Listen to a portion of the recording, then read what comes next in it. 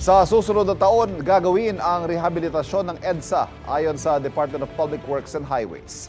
Gagamitin daw ang teknolohiyang time and motion kung saan lalatagan ng bagong layer ang EDSA imbes na bakbakin at palitan. Laging una ka sa balita ni Joseph Moro, exclusive. Tapos na ang isang buwang palugit ni Pangulong Bongbong Marcos para pag-aralang muli ang rehabilitasyon ng EDSA. June 1 nang suspindihin ito dahil ayon sa Pangulo, matagal at sagabal sa publiko ang 2 taong tansya batay sa unang plano. Baka aniya may mga bagong teknolohiya para mapabilis yan. Pero tuloy pa rin ang rehab ayon kay Department of Public Works and Highways Secretary Manuel Bonoan.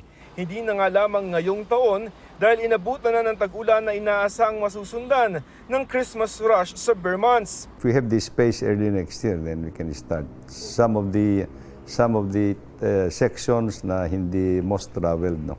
And that will not affect actually substantially traffic movement. Ayon sa DPWH, mas mabilis at mas mura ang tinitingnan nilang teknolohiya para kumpunihin ang EDSA. Sa orihinal na plano kasi, lane by lane na babakbakin ang kahabaan ng EDSA saka papalitan ng bagong kalsada. 8 hanggang 17 billion pesos ang aabutin ng kabuuang halaga ng orihinal na proyekto.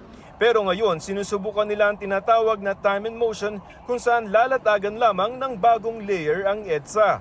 It looks promising. We're not going to scarify it anymore. We'll just put it on top, but we have to stabilize it. Stabilize it properly. Tatas ng konti yung EDSA. Hindi naman ganong mataas.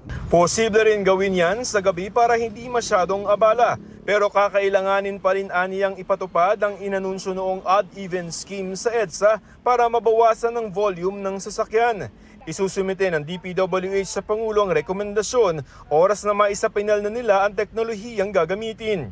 Bagaman sa susunod na taon pa ang rehab, tuloy pa rin ngayong taon ang plano ng Department of Transportation na dagdagan ang mga bus sa EDSA busway.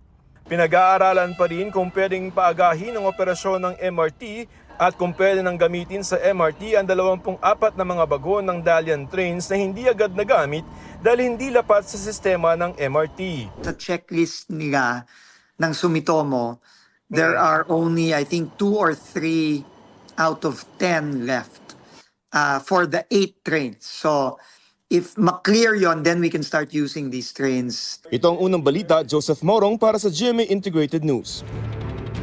Kapuso, huwag magpapahuli sa latest news and updates. Maging una ka sa balita at mag-subscribe sa YouTube channel ng GMA Integrated News.